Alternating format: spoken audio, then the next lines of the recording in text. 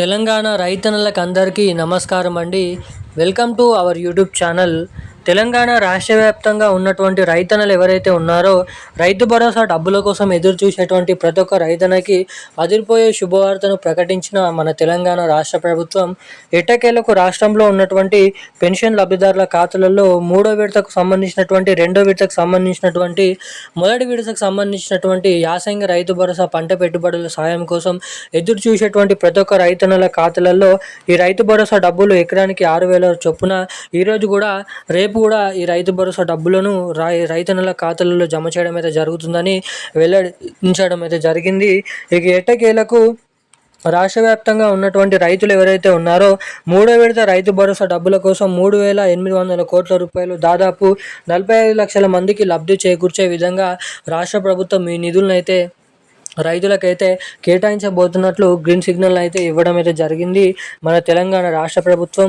ఇక దీంతో పాటుగా మన తెలంగాణ రాష్ట్ర వ్యాప్తంగా ఉన్నటువంటి అనేక రకమైన వివిధ రకమైన రైతన్నలు ఎవరైతే ఉన్నారో సన్న చిన్నకారు రైతులు, కౌలు రైతులు వంటి అనేక రకమైన వివిధ రకమైన రైతులకు ఈ మూడో విడత కింద దీంతో పాటుగా మనకి ఏదైతే మొదటి విడత రైతు భరోసా డబ్బులు జమ కన్నటువంటి వారికి కూడా మొదటి విడత, రెండో విడత డబ్బులు జమ కన్నటువంటి వారికి రెండో విడత, మూడో విడతకు సంబంధించినటువంటి రైతు భరోసా డబ్బులలో కలుపుకొని జమ చేయడం అయితే జరుగుతుందా అన్నది మీకైతే తెలియజేస్తాను.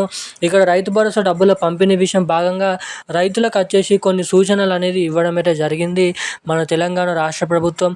ఇక్కడ అవేంటో కూడా మనం ఈ వీడియోలో క్లుప్తంగా సమాచారాన్ని అయితే మనమైతే తెలుసుకోవడానికి అయితే ప్రయత్నిద్దాము. ఇక దానికోసం వీడియోని అయితే మీరు లాస్ట్ వరకు అయితే చూడండి.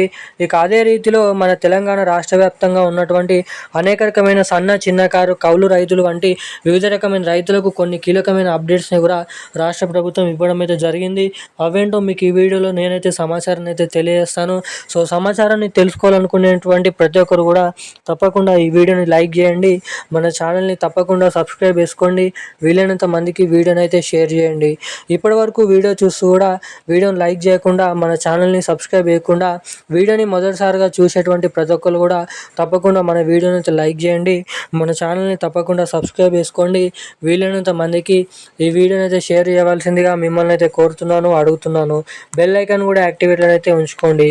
ఇక వివరాల్లోకి వచ్చినట్లయితే తెలంగాణ రాష్ట్ర వ్యాప్తంగా ఉన్నటువంటి రైతన్నలు ఎవరైతే ఉన్నారో రైతులకు మన రాష్ట్ర ప్రభుత్వం మంచి శుభవార్తను అయితే ప్రకటించడం అయితే జరిగింది.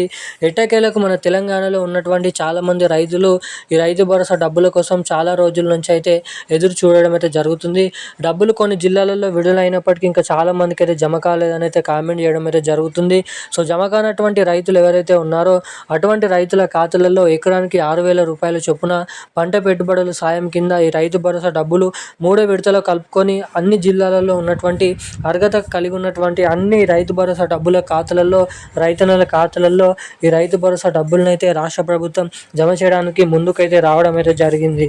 ఇక మొదటిగా ఇక్కడ చూసుకున్నట్లయితే సాగులో ఉన్నటువంటి 45 లక్షల మంది రైతుల ఖాతాలలో ఎకరానికి 6,000 రూపాయల చొప్పున దాదాపు 3,600 కోట్ల రూపాయల రైతు భరోసా నిధులను అయితే మన రాష్ట్ర ప్రభుత్వం రైతుల ఖాతాలలోనైతే ఈ రైతు భరోసా డబ్బులను అయితే జమ చేయబోతున్నట్లు భారీ అప్డేట్ని అయితే రిలీజ్ చేయడం అయితే జరిగింది మన రాష్ట్ర ప్రభుత్వం.